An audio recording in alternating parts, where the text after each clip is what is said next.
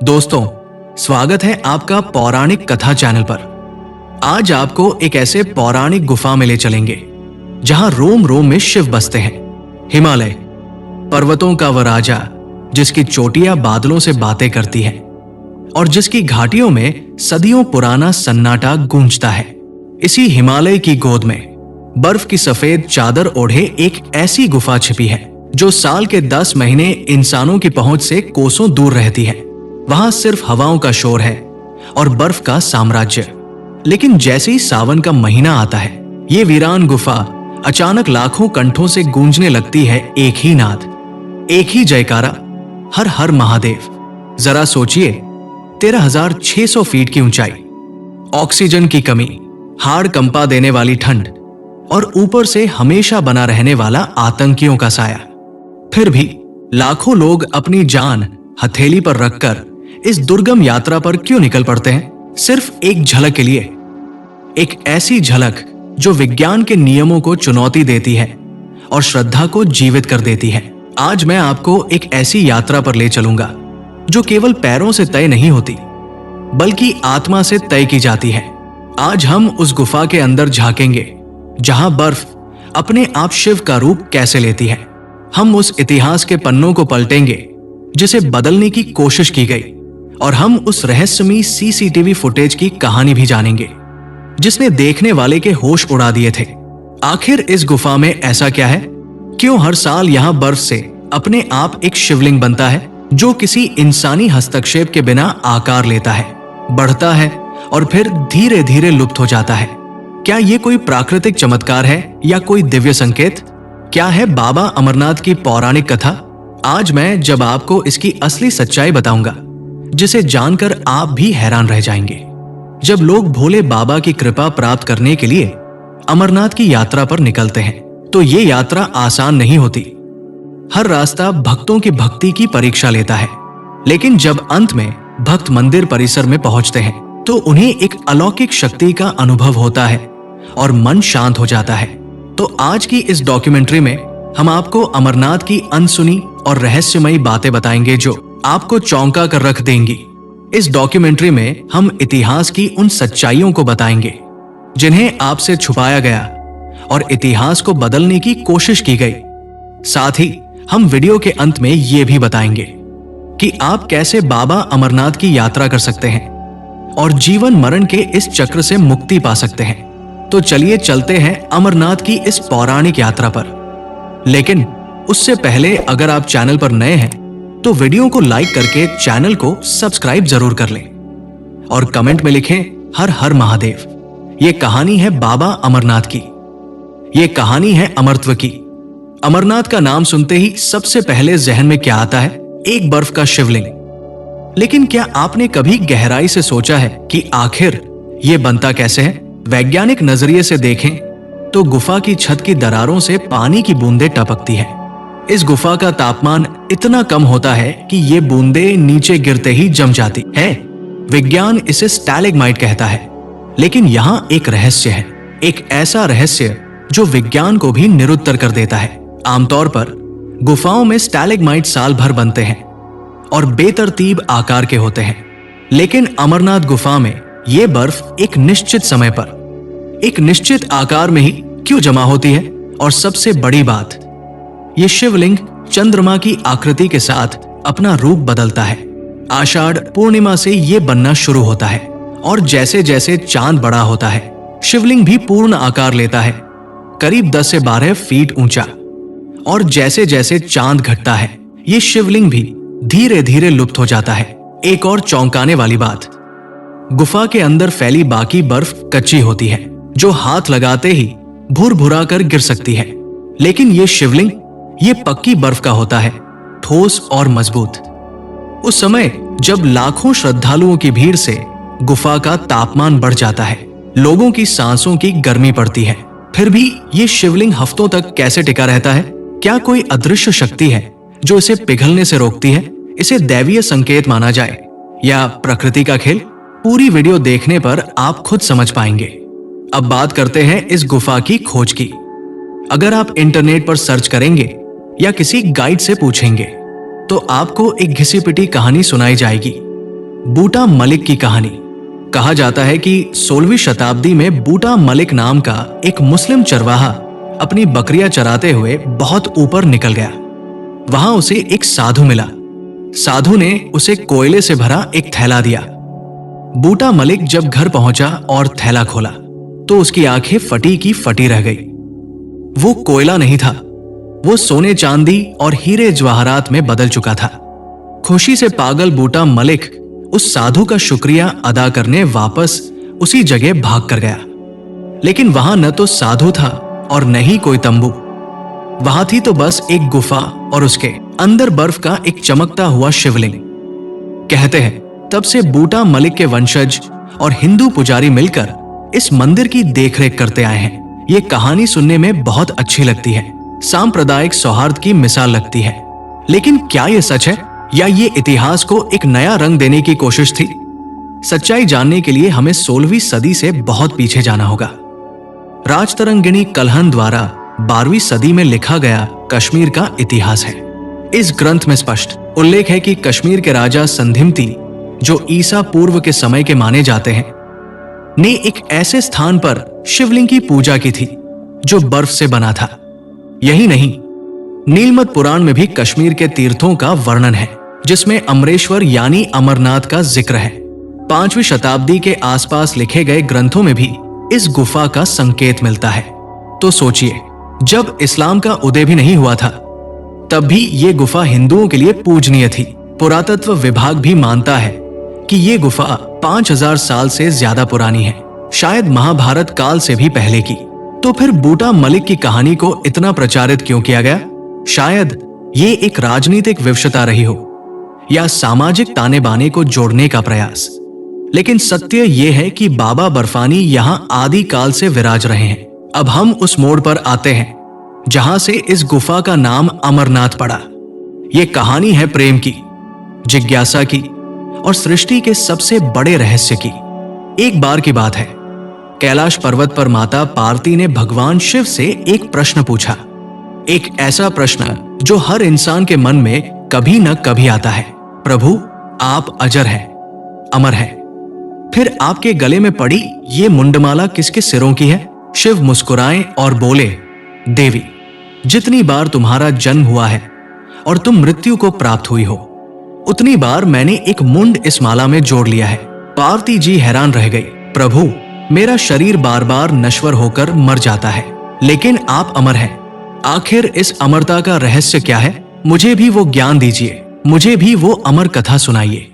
शिव जी टालते रहे, क्योंकि वे जानते थे कि ये ज्ञान साधारण नहीं है। लेकिन पार्वती जी की जिद के आगे महादेव को झुकना पड़ा। उन्होंने निर्णय लिया कि वे पार्वती को अमर कथा सुनाएंगे।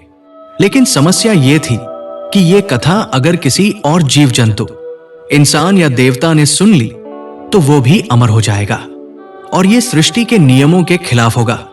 इसलिए शिव ने एक ऐसा स्थान चुना जो दुनिया से कटा हुआ हो, जहां शांति हो, और वो था अमरनाथ की गुफा। कैलाश से अमरनाथ गुफा तक की उनकी यात्रा भी एक बड़ा रोमांचक थी। वे धीरे धीरे अपना सब कुछ त्यागते गए। सबसे पहले पहलगाम में उन्होंने अपने वाहन नंदी को छोड़ दिया। ये प्रतीक था मोहमाया के वाहन को छोड़ने का। थोड़ा आगे जाकर चंदनवाड़ी में उन्होंने अपनी जटाओं से चंद्रमा को अलग कर दिया। शेषनाग झील के पास पहुंचकर उन्होंने अपने गले के आभूषण यानी वासुकी नाग को उतार दिया। महागणेश पर्वत पर उन्होंने अपने पुत्र गणेश को बिठा दिया और अंत में पंचतरणी नामक स्थान पर उन्होंने अपने पांचों तत्वों पृथ्वी, जल, वायु, अग्नि, आकाश का भी त्याग कर दिया। अब शिव केवल आत्मा स्वरूप में थे। वे माता पार्वती को लेकर गुफा के अंदर पहुंचे। उन्होंने अपनी शक्ति से गुफा के चारों ओर अग्नि का एक घेरा बना दिया ताकि कोई भी अदृश्य शक्ति या जानवर अंदर ना आ सके। शिव ने ताली बजाई और गुफा में एक गूंज पैदा की ताकि अगर कोई छोटा मोटा कीड़ा भी हो तो वो मर जाए या भाग जाए। सब कुछ सुरक्षित करने के बाद समाधि लगाकर शिव ने अमर कथा सुनाना शुरू किया। महादेव कथा सुना रहे थे और माता पार्वती बड़े ध्यान से सुन रही थी। शिव जी ने शर्त रखी थी, पार्वती तुम बीच बीच में हूं का हुंकार भरती रहना, ताकि मुझे पता चले कि तुम जाग रही हो और कथा सुन रही हो। कथा लंबी थी, रहस्य गहरे थे। सुनते सुनते माता पार्वती की आंखों में नींद भर आई और वे सो गई। लेकिन गुफा में एक और जीव था जो शिव की नजरों से बच गया था। वो था कबूतर का एक जोड़ा। वहां एक कोने में छिपा बैठा था। वो एक अंडा था जो कथा के प्रभाव से फूट गया, और जब पार्वती जी सो गई तो उनकी जगह उस अंडे से निकले पक्षी ने हुंकार भरना शुरू कर दिया। हूं। शिवजी अपनी रौ में आंखें बंद करके कथा सुनाते रहे। जब कथा समाप्त हुई और शिवजी का ध्यान टूटा तो उन्होंने देखा कि पार्वती जी तो गहरी नींद में है। तो फिर हुंकार कौन भर रहा था? उनकी दृष्टि कोने में बैठे उस पक्षी पर पड़ी। महादेव का क्रोध जाग उठा। किसने ये वर्जित ज्ञान चोरी से सुना? वे अपना त्रिशूल लेकर उसे मारने दौड़े, लेकिन वो पक्षी अब साधारण नहीं रहा था। उसने अमर कथा सुन ली थी। वो तीनों लोकों में भागता रहा और अंत में व्यास ऋषि के आश्रम में पहुंचा। वहां व्यास जी की पत्नी जम्हाई ले रही थी। वो पक्षी सूक्ष्म रूप धरकर उनके मुख के रास्ते उनके गर्भ में प्रवेश कर गया। कहा जाता है कि वो पक्षी 12 वर्षों तक गर्भ से बाहर नहीं आया, क्योंकि उसे माया का डर था। अंत में भगवान कृष्ण के आश्वासन के बाद वो बाहर निकला और दुनिया उसे शुकदेव मुनि के नाम से जानती है, जिन्होंने राजा परीक्षित को श्रीमद् भागवत कथा सुनाई थी। कुछ ये भी कहते हैं कि दरअसल जब शिवजी माता पार्वती को अमृतत्व की कथा सुना रहे थे, तब उनके अलावा उस कबूतर के साथ ही उसके 2 अंडे भी थे। शिवजी ने उन्हें जिंदा न समझकर वहीं छोड़ दिया, लेकिन कुछ समय बाद उन अंडों से 2 चूजे निकले जो बाद में अमर हो गए, और वही कबूतर का जोड़ा आज भी अमरनाथ की गुफाओं में मौजूद है। विज्ञान तो आज तक इस चमत्कार को नहीं समझ पाया। आज भी हजारों साल बाद भक्त दावा करते हैं कि उन्होंने उस दुर्गम गुफा में, जहां ऑक्सीजन न के बराबर है, सफेद कबूतरों के एक जोड़े को देखा है। जरा सोचिए, उस ऊंचाई पर जहां पेड़ पौधे नहीं हैं, खाने को दाना नहीं है, वहां ये कबूतर कैसे जीवित है? स्थानीय लोग कहते हैं कि ये साक्षात शिव और पार्वती के प्रतीक है। 2015 में एक वायरल वीडियो में भी ये कबूतर गुफा के अंदर शिवलिंग के पास बैठे दिखे थे। 1930 के दशक की पुरानी तस्वीरों में भी इनका जिक्र है। विज्ञान के पास इसका कोई जवाब नहीं है, लेकिन आस्था के पास है। अमरनाथ गुफा साल के 10 महीने बर्फ से ढकी रहती है और आम इंसानों के लिए बंद रहती है, लेकिन इंसान की जिज्ञासा उसे चैन से बैठने नहीं देती। इंटरनेट पर और स्थानीय लोक कथाओं में एक बहुत ही रहस्यमयी घटना का जिक्र बार बार आता है। कहते हैं कुछ साल पहले जम्मू कश्मीर के एक स्थानीय निवासी, जिसे हम महेश के नाम से जानते हैं, ने एक दुस्साहस किया। उसके मन में सवाल था कि जब गुफा बंद हो जाती है तो अंदर क्या होता है? क्या सच में देवता आते हैं? यात्रा खत्म होने वाली थी। कपाट बंद होने में सिर्फ 2 दिन बचे थे। महेश ने पुजारियों और सुरक्षा कर्मियों से नजर बचाकर गुफा के एक कोने में पत्थरों के बीच एक उच्च क्षमता वाला सीसीटीवी कैमरा छिपा दिया। उसे डर था कि अगर वो पकड़ा गया तो उसे जेल हो सकती है, या शायद उससे भी बुरा। 2 दिन बाद गुफा बंद हो गई। सेना और प्रशासन सब नीचे लौट आए। महेश के पास उस कैमरे का लाइव फीड नहीं था, लेकिन उसमें रिकॉर्डिंग हो रही थी। जब अगले साल यात्रा खुलने से कुछ दिन पहले सफाई और रास्ते बनाने के लिए कुछ लोग ऊपर गए, तो महेश सबसे आगे जाकर उस सीसीटीवी कैमरे को घर ले आया, और उसने जो देखा तो उससे उसके पैरों तले जमीन खिसक गई। फुटेज में दिख रहा था कि गुफा बंद होने के कुछ ही देर बाद, जब बाहर बर्फीला तूफान चल रहा था, एक जटाधारी साधु गुफा के अंदर प्रवेश करता है। वो साधु सामान्य नहीं लग रहा था। उसने बेहद कम कपड़े पहने थे, जो उस हाड़ जमा देने वाली ठंड में नामुमकिन था। वो साधु शिवलिंग के पास बैठ गया और ध्यान में लीन हो गया। दिन बीते, रातें बीती। कैमरे की टाइम लैप्स में महेश ने देखा कि वो साधु हिल भी नहीं रहा था। हफ्ता बीतने के बाद साधु का शरीर धीरे धीरे धुंधला होने लगा। ऐसा लग रहा था जैसे उसका शरीर मांस और हड्डियों का नहीं, बल्कि प्रकाश या धुएं का बना हो। महीने बीतते गए और वो साधु पूरी तरह से अदृश्य हो गया। फिर कुछ समय बाद वो हवा में तैरती हुई एक आकृति के रूप में दिखाई दिया, और जैसे ही गुफा खुलने का समय आया वो आकृति वहां से लुप्त हो गई। महेश घबराया हुआ एक पुराने पुजारी के पास गया और उन्हें सब बताया। पुजारी ने शांत भाव से कहा, बेटा, हिमालय में आज भी ऐसे कई सिद्ध योगी हैं जो स्थूल शरीर से परे जा चुके हैं। वे केवल शिव की आराधना के लिए आते हैं। तुमने जो देखा वो सत्य है, लेकिन इसे अपनी आंखों तक ही सीमित रखो। क्या ये कहानी 100% सच है? इसका कोई वैज्ञानिक प्रमाण उपलब्ध नहीं है, लेकिन पहाड़ों में रहने वाले लोग ऐसी घटनाओं को चमत्कार नहीं बल्कि रोजमर्रा की हकीकत मानते हैं। उनका मानना है कि जब इंसान चले जाते हैं तब देवता और सिद्ध पुरुष पूजा करने आते हैं। यात्रा के दौरान एक और पड़ाव आता है, शेषनाग झील। समुद्र तल से लगभग 12,000 फीट की ऊंचाई पर स्थित ये झील अपने आप में एक पहेली है। इसका पानी नीलम जैसा नीला है। पौराणिक कथा कहती है कि जब शिवजी अमरनाथ जा रहे थे तो उन्होंने अपने गले के सांप वासुकी नाग को यहां छोड़ दिया था। शिव ने उन्हें आदेश दिया था, तुम यही रुको और सुनिश्चित करो कि कोई भी अपात्र व्यक्ति इस झील के आगे मेरी गुफा तक ना आ पाए।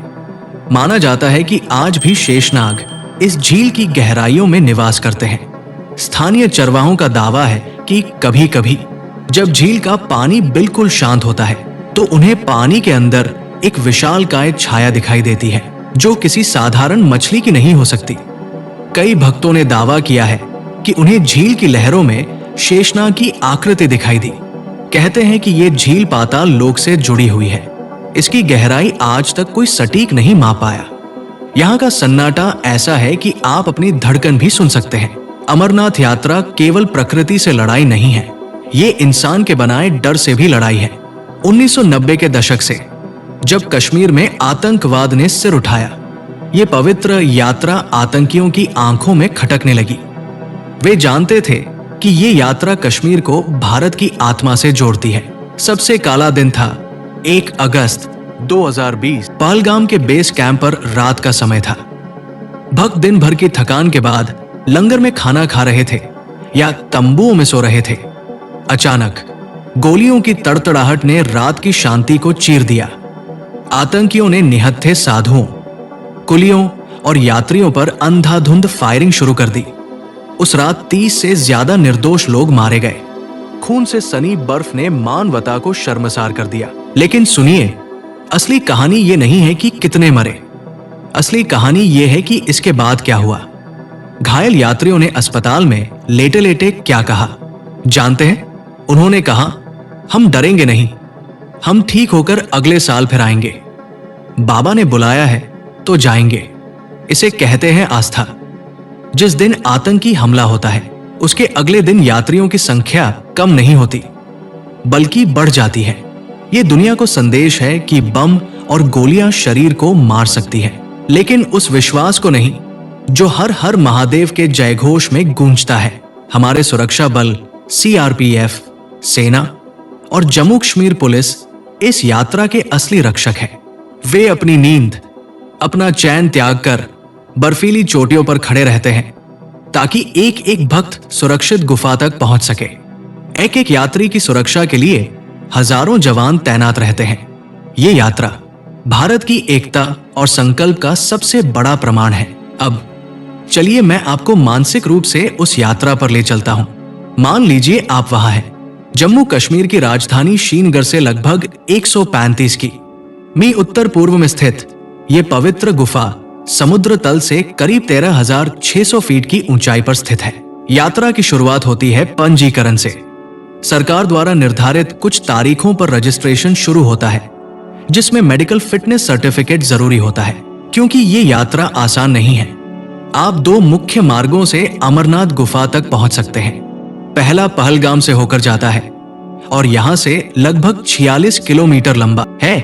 दूसरा रास्ता बालटाल से होकर जाता है, जो लगभग 14 किलोमीटर लंबा है, लेकिन अधिक दुर्गम और खड़ी चढ़ाई वाला है। अगर आप पहलगाम से यात्रा शुरू करते हैं तो आपका पहला पड़ाव होता है चंदनबाड़ी, जहां से असली चढ़ाई शुरू होती है। हर कदम के साथ ऑक्सीजन की मात्रा कम होने लगती है, लेकिन श्रद्धा बढ़ती जाती है। शुरुआत में रास्ता हरा भरा है, लिद्दर नदी का संगीत साथ चलता है, लेकिन जैसे ही आप चंदनवाड़ी पार करते हैं, सांस फूलने लगती है। पिस्सू टॉप की खड़ी चढ़ाई आपको याद दिलाती है कि ये अहंकार को तोड़ने की यात्रा है। कहते हैं यहां राक्षसों और देवताओं की लड़ाई हुई थी और मरे हुए राक्षसों की हड्डियों से ये पहाड़ बना है। फिर आप पहुंचते हैं शेषनाग, एक शांत झील जो मान्यता के अनुसार भगवान शिव के वाहन शेषनाग का वास स्थान है। यहाँ की नीली झील में हिमालय की परछाई इतनी साफ दिखती है कि लगता है आप किसी दूसरी दुनिया में आ गए हैं। रात वही गुजारनी पड़ती है। तंबुओं में खुले आसमान के नीचे ठंड हड्डियों तक पहुंचती है, लेकिन भक्तों की टोली बम बम भोले के जयकारों से वातावरण को गर्मा देती है। आगे बढ़ते हुए आप महागणेश पास पहुंचते हैं, जो 14,000 फीट से ज्यादा ऊंचा है। यहाँ हवा में ऑक्सीजन बहुत कम है। हर कदम एक संघर्ष है। सर भारी होता है, पैर जवाब देने लगते हैं, लेकिन तभी आपके कान में पड़ता है जय भोले की गूंज। एक 70 साल का बुजुर्ग जो लाठी के सहारे चल रहा है, आपको देखकर मुस्कुराता है। उसकी हिम्मत देखकर आपकी थकान गायब हो जाती है। वहां से उतरते ही आता है पंचतरणी, जहां 5 धाराओं के मिलने से बनी एक पवित्र जगह है। कहते हैं यही भगवान शिव ने 5 पवित्र तत्वों का त्याग किया था। यहां से गुफा केवल कुछ ही किलोमीटर दूर रह जाती है, लेकिन यही रास्ता सबसे कठिन होता है और अंत में वो पल जिसका आपको इंतजार था। दूर सामने 2 पहाड़ों के बीच वो गुफा दिखाई देती है। वहां पहुंचकर अजीब सी ऊर्जा महसूस होती है। जैसे ही आप गुफा में प्रवेश करते हैं, तापमान गिर जाता है। घंटियों की आवाज, मंत्रोच्चार की गूंज। दूर से दिखती है एक विशाल चट्टानों के बीच छिपी वो गुफा, जिसके अंदर बर्फ से बना शिवलिंग चुपचाप खड़ा है, मानो हजारों वर्षों से भक्तों की प्रतीक्षा कर रहा हो। जब आप उसके सामने खड़े होते हैं तो समय थम सा जाता है। आपकी सांसें धीमी हो जाती है, आंखों में नमी आ जाती है और आपको यकीन हो जाता है कि भगवान केवल किताबों में नहीं, यहाँ आपके सामने है। एक अजीब सी शांति मिलती है, ऐसी शांति जो दुनिया की किसी दौलत से नहीं खरीदी जा सकती।